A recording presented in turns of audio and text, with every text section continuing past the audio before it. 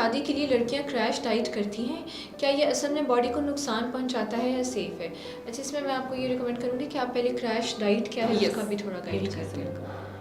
तो crash dieting जो है बेसिकली ये है कि अक्सर बहुत हम सीवियर कैलोरी डेफिसिट पे चले जाते हैं, जिससे आपका जो टारगेट जो है, जो लड़कियों ने सेट किया होता है कि हमने सिर्फ वेट लॉस करना है, वो तो अचीव हो जाता है। लेकिन उसके बाद क्या होता है कि आप जब शादी के बाद नॉर्मल डाइट पे आते हैं तो फिर आपकी जो है वो बॉडी में आपको इसके साइड इफेक्ट्स दिखने लग जाते हैं, जैसे कि आपका हेयर फॉल स्टार्ट हो जाता है। और हेयर फॉल तो आपको इनिशियल स्टेजेस में भी दिखने लग जाता है, स्किन भी आपकी डल हो जाती है। लेकिन ज़्यादा जब आप अपनी नॉर्मल डाइट के ऊपर आते हैं, जो कि आपको पता है क्रैश डाइटिंग आप एक बहुत लॉन्ग टाइम के लिए कंटिन्यू नहीं कर सकते, तो आप का वेट गेन जो है वो फिर पहले से ज़्यादा हो जाता है। तो इसके लिए बेटर आपके लिए यही है कि आप 2-3 मंथ्स का अपना इस तरीके से आप टारगेट रखें कि आप बैलेंस डाइट के ऊपर आएँ, हेल्दी लाइफस्टाइल को प्रॉपर जो है वो ऑप्ट करें, जिसमें आप एक्सरसाइज वगैरह साथ करें, तो आपको इसके एडिशनल बेनिफिट्स भी मिल सकते हैं बैलेंस डाइट के, जिसमें आपकी स्किन भी ग्लो करेगी, आपके हेयर भी जो है इसकी क्वालिटी अच्छी हो जाएगी और आपका टारगेट भी आपको अचीव हो जाएगा।